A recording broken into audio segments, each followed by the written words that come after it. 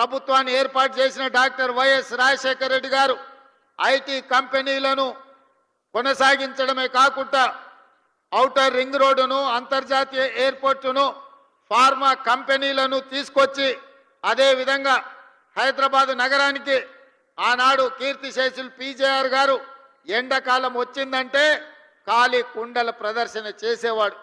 ఈ నగరానికి తాగునీటి సమస్యను శాశ్వతంగా పరిష్కరించాలి అని వారు బతుకున్నంత కాలం పి జనార్దన్ రెడ్డి గారు ఈ నగరంలో పేదల కోసం కొట్లాడి వారి పోరాట ఫలితం కృష్ణా నుంచి Krishna phase 1, Krishna phase 2, Krishna phase 3 తాగు జలాలను తరలించడమే కాకుండా గోదావరి జలాలని నగరానికి తరలించిన చరిత్ర కాంగ్రెస్ పార్టీ. ఈరోజు ఈ నగర ప్రజలు ఉస్మాన్ సాగర్, హిమాయత్ సాగర్ తాగునీటి జలాశయాలనే కాదు, అవి సరిపోకపోవడంతో కృష్ణానది జలాలను, గోదావరి జలాలను తీసుకొచ్చి కోట్లాది ప్రజలకు ఈరోజు తాగునీటి సమస్యను తీరుస్తున్నాము అంటే ఆనాడు కాంగ్రెస్ పార్టీ ముందు చూపుతోని చేసిన ప్రాజెక్టు. అవే కాదు, ఈరోజు మనం చూస్తున్న ఈ నెక్లెస్ రోడ్డు కానీ, అక్కడున్న ఈ ఫ్లైఓవర్లు కానీ, లేకపోతే ఆ బుద్ధుడు కానీ, లేకపోతే ట్యాంక్ బండ్ మీద కట్టిన గొప్ప మహానుభావుల విగ్రహాలు కానీ, ఆనాడు ఎన్టీ రామారావు గారు, కోట్ల విజయభాస్కర్ రెడ్డి గారు తీసుకున్న నిర్ణయాలు ఈరోజు ఈ నగరం ప్రపంచంతోనే పోటీ పడే విధంగా అభివృద్ధి చెందింది. మరి మిత్రులారా, ఇవాళ గొప్పగా మెట్రో ఉంది మా హైదరాబాద్లో అని చెప్పుకుంటున్నాం. ఈ మెట్రోను హైదరాబాద్కు తీసుకొచ్చింది కేంద్రంలో అర్బన్ డెవలప్మెంట్ మంత్రిగా శ్రీ జైపాల్ రెడ్డి గారు విశేషమైన కృషి చేసి కేంద్ర ప్రభుత్వం నుంచి అనుమతులు ఇవ్వడమే కాకుండా కేంద్ర ప్రభుత్వం వందలాది కోట్ల రూపాయల నిధులు ఇస్తే ఆనాడు డాక్టర్ వైఎస్ రాజశేఖర రెడ్డి గారు ముఖ్యమంత్రిగా ఉండి ఈ నగరానికి మెట్రోను తీసుకొచ్చి ఇవాళ ప్రపంచంతోనే పోటీ పడే విధంగా ఇవాళ అభివృద్ధి చేసినాం. బేగంపేటలో ఉన్న ఎయిర్పోర్టును శంషాబాద్లో అంతర్జాతీయ ప్రమాణాలతో నిర్మించి అంతర్జాతీయ ఎయిర్పోర్టును తేవడం కాబట్టే ఈరోజు ఐటీ కంపెనీలు, ఫార్మా కంపెనీలు, రియల్ ఎస్టేట్ కంపెనీలు మన నగరానికి వచ్చినాయి. అందుకే ఈరోజు ఈ నగరం ఈ తెలంగాణ రాష్ట్రంకు వస్తున్న ఆదాయంలో 65% ఆదాయం రాష్ట్ర ఖజానాకు హైదరాబాదు, రంగారెడ్డి జిల్లాల నుంచే వస్తుంది అనంటే ఆనాటి ముఖ్యమంత్రులు ముందు చూపుతోటి ఈరోజు ఈ కార్యక్రమాలన్నీ చేపట్టింది కాబట్టి ఈ నగరం అభివృద్ధి చెందింది. మరి మిత్రులారా, ఈరోజు మీరు ఆలోచన చేయండి. గతం గొప్పగా ఉంది, గతంలో చేసిన వాళ్ళు బాగా చేసిరు, కానీ ఇది సరిపోదు. భవిష్యత్ తరాలకు ఇంకా అద్భుతమైన నగరాన్ని అందించాలంటే ఫ్యూచర్ సిటీని నిర్మించాల్సిన పరిస్థితి వచ్చింది. ఆనాడు ఒకనాడు ఇన్నర్ రింగ్ రోడ్ వేసినాం, ఆ తర్వాత ఔటర్ రింగ్ రోడ్ వేసినాం. ఇవాళ inner ring road, outer ring road సరిహద్దులు దాటి రీజనల్ రింగ్ రోడ్డు నిర్మించుకోవాల్సిన పరిస్థితి వచ్చింది. అందుకే ఈనాటి ప్రభుత్వం 360 కిలోమీటర్లతో తెలంగాణ మణిహారంగా రీజనల్ రింగ్ రోడ్డును దాదాపుగా 35,000 కోట్ల రూపాయలు వెచ్చించి కేంద్ర ప్రభుత్వం నుంచి సాధించుకొని రీజనల్ రింగ్ రోడ్డు నిర్మించడానికి ఇవాళ మన ప్రభుత్వం ప్రయత్నం చేస్తుంది. ఆ దిశగా కేంద్ర ప్రభుత్వం మీద ఒత్తిడి తీసుకొస్తున్నాం.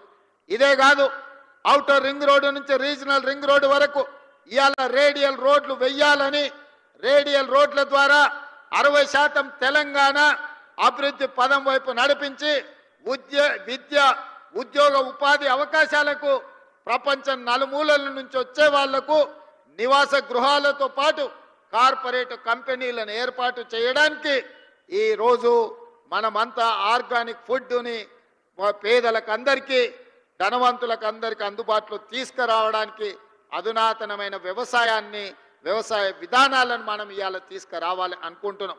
అదేవిధంగా ఇబ్రహీంపట్నం దగ్గర అంతర్జాతీయ స్థాయి కూరగాయల మార్కెట్ను దాదాపుగా 250 ఎకరాలలో అంతర్జాతీయ ప్రమాణాలతోటి వెజిటబుల్ మార్కెట్ కాదు, ఫ్రూట్ మార్కెట్, డైరీ ప్రోడక్ట్స్, అదేవిధంగా పౌల్ట్రీ ప్రోడక్ట్స్, మీట్ ప్రోడక్ట్స్ అన్నిటిని కూడా ఒకే దగ్గర కట్టి రైతులు పండించిన పంట ఈరోజు దాచుకోవడానికి కోల్డ్ స్టోరేజ్ లేవు.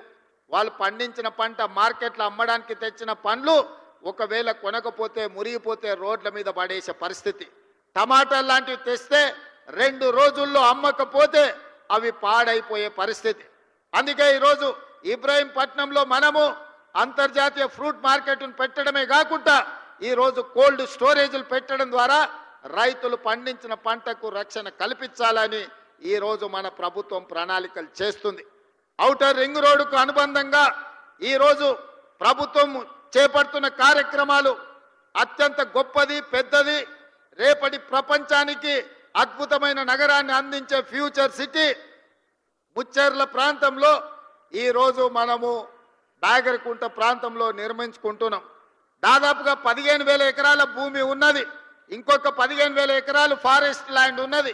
అదనంగా ఇంకొక 15,000 ఎకరాలు భూమి రైతులు సహకరించి అందిస్తే 40 నుంచి 50,000 ఎకరాలతోటి ఒక అద్భుతమైన నగరాన్ని నిర్మించుకొని ఈ దేశంలోనే కాదు ప్రపంచంలో ఉండే న్యూయార్కో లేకపోతే మన టోక్యో లాంటి నగరాలను, సింగపూర్ లాంటి నగరాలను పోటీ పడే విధంగా ఈరోజు మనము నగరాన్ని నిర్మించుకుందాం అనుకుంటున్నాం. ఆనాడు ఒక ఆయన చెప్పిండు, మీరు అందరు చూసారు, ట్యాంక్ బండు నీళ్లు కొబ్బరి నీళ్ళు అలాగుంటాయి, ఇట్లా ముంచుకొని అట్లా తాగొచ్చు అన్నాడు. నేను ఈడు ఉన్న మిత్రులు అడుగుతున్న జర్ర అట్లా రోడ్డు దాటితే ట్యాంక్ బండే. తాగుడు సంగతి దేవుడు ఎరుగు, వాసన చూసే పరిస్థితి ఉందా? 10 ఏళ్ళ ఆయన పరిపాలనలో మురికి కూపంగా ట్యాంక్ బండును మార్చిన చరిత్ర ఆనాటి ముఖ్యమంత్రిది. ఇట్లాంటి అబద్ధాలతో కాలం గడిపిండు. ఓల్డ్ సిటీని అన్నాడు ఇస్తాంబుల్ చేస్తాని. ఇస్తాంబుల్ కాదు కదా, ఆడున్న ట్రాఫిక్ జాములు కానీ చార్మినార్ చుట్టూతో తిరగలేని పరిస్థితి ఈ 10 సంవత్సరాలలో వచ్చింది. వర్షం వస్తే వరద నీళ్లు హైదరాబాద్ రోడ్ల మీద వరదలై పారుతున్నాయి తప్ప కనీసం మేము నిర్మించిన నగరంలో మురికి కాలువలు కూడా ఆనాటి ముఖ్యమంత్రి గారు, ఆనాటి మున్సిపల్ శాఖ మంత్రి గారు ఈరోజు గొప్పలు చెప్పుకుంటున్నారు కానీ కనీసం డ్రైనేజీ కాలువలు కూడా తవ్వే ప్రయత్నం చేయలే. ఇవాళ ట్యాంక్ బండ్ మీదనో లేకపోతే శిల్పారామం దగ్గర వారు సెల్ఫీలు దిగుతున్నారు. వారు సెల్ఫీలు దిగి సెల్ఫ్ డబ్బా కొట్టుకునే శిల్పారామం కూడా ఆనాడు కాంగ్రెస్ పార్టీని అభివృద్ధి చేసింది. వారు మర్చిపోయినట్టున్నారు. వారు అప్పుడప్పుడు ట్విట్టర్లో పెట్టి హైటెక్ సిటీ ఆనాడు మనం చేసిందే. ఈ ట్యాంక్ బండ్ ఏదో ఆయననే నిర్మించినట్టు, వాళ్ళ తాతగారు బుద్ధుడి విగ్రహం పెట్టినట్టు ఇవాళ ఆ ఫోటోలను చూపించి మేము నిర్మించినామని అబద్ధాలు చెప్పుకునే పరిస్థితి. ఏది ఏమైనా ఆనాడు 10 సంవత్సరాలు 20 లక్షల కోట్ల రూపాయలు ఖర్చు పెట్టినా ఈ నగరానికి కావాల్సిన శాశ్వతమైన అభివృద్ధిని గత 10 సంవత్సరాలు పరిపాలనలో ఉన్నవాళ్ళు చెయ్యలేదు. మరి ఈరోజు నేను మిమ్మల్ని అడుగుతున్న మిత్రులారా, టీవీలలో మనం చూస్తున్నాం, ఢిల్లీలో కాలుష్యం పెరిగిపోయింది, మనుషులు బతకలేని పరిస్థితి, ప్రజల్ని ఇళ్లలో నుంచి బయటికి రావద్దంటారు. ఢిల్లీలో పాఠశాలలకు సెలవులు ఇచ్చిండ్రు. అక్కడ ఉన్నోళ్ళు ఆరోగ్యం కాపాడుకోవాలంటే ఇతర నగరాలకి వలస బొమ్మని అక్కడ ఉన్న వాళ్ళు చెప్తున్నారు. స్పష్టంగా ఢిల్లీ నగరం ఈనాడు నివసించడానికి ఉపయోగపడే నగరంగా లేదు. ఢిల్లీ నగర వాసులు ఇతర ప్రాంతాలకు వలస బొమ్మంటున్నారు. ముంబై నగరాన్ని తీసుకుంటే వర్షం వచ్చిందంటే పీకల దాకా నీళ్ళు వచ్చి ముంబై నగరం అతలా కుతలమైపోతుంది. ముంబై నగరము నివసించలేని పరిస్థితికి వచ్చింది. మొన్న చెన్నై మీరు చూసిండ్రు, డిసెంబర్లో వర్షాలు వచ్చి చెన్నై మొత్తం మునిగిపోయింది. చెన్నై పరిస్థితి చెప్పే పరిస్థితి లేదు. బెంగళూరులో పోతే పొద్దున ఎయిర్పోర్ట్ విమానం ఎక్కాలంటే సాయంత్రం వరకు బెంగళూరు ట్రాఫిక్లోనే ఇరుక్కుపోయే పరిస్థితి ఉంది.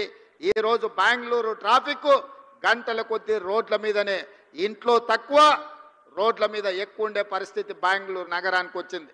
కలకత్తా గురించి నేను చెప్పాల్సిన పని లేదు, మీకు అందరికీ తెలుసు. కలకత్తాలో ఉన్నంత మురికి, కలకత్తాలో ఉన్నన్ని సమస్యలు ఈ భూమి మీద ఎక్కడా లేవు. అందుకే ఈరోజు హైదరాబాద్ నగరవాసులను